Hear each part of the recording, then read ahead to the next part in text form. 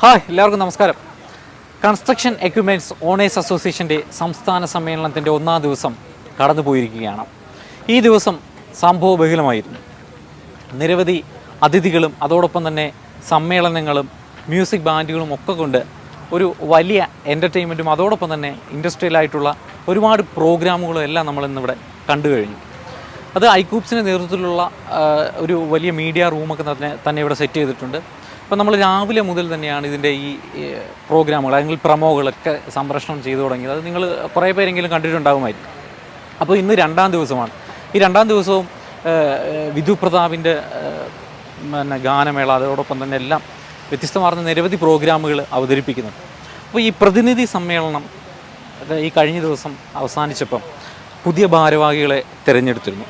അപ്പം അതിൽ പാറ്റേൺ ആയിട്ടുള്ളത് ചന്ദ്രമധു കുറ്റിച്ചലാണ്, പ്രസിഡൻ്റായി ജിജി കടവിൽ, അതോടൊപ്പം ജനറൽ സെക്രട്ടറി ആയി സമീർ ബാബു, ട്രഷററായി അനിൽ പൗടിക്കോണം, വൈസ് പ്രസിഡൻ്റായി ജോർജ് കുട്ടി വാലുവെട്ടിക്കൽ, അതോടെ വൈസ് പ്രസിഡന്റുമാരാണ്, ഒന്നിലധികം പേരുണ്ട്. അത് രണ്ടാമത് മുജീബ് പൊന്നാനി, ഗിരീഷ് ചെങ്ങന്നൂർ, പിന്നെ ജോയിൻറ്റ് സെക്രട്ടറിമാരായിട്ടുള്ളത് ബിജു പി, റാഷിദ്, ജോൺസൺ കല്ലറയ്ക്കൽ എന്നിവരെയാണ് ഈ പ്രതിനിധി സമ്മേളനത്തിൽ പ്രധാന ഭാരവാഹികളായി തിരഞ്ഞെടുത്തിട്ടുള്ളത്.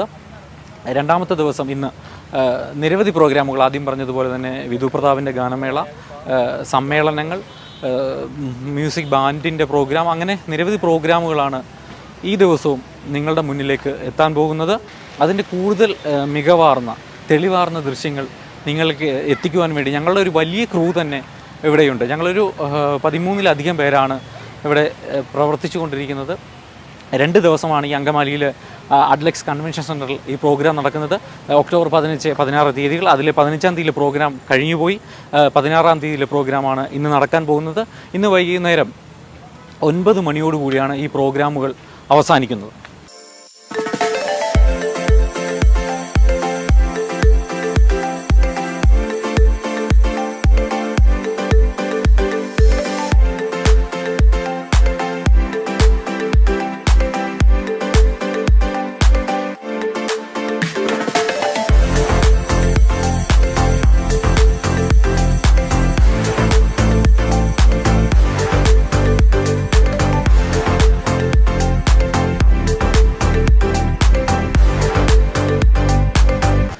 അപ്പോൾ ഇതൊക്കെയാണ് ഇവിടുത്തെ സംഭവബഹുലമായ കാഴ്ചകൾ.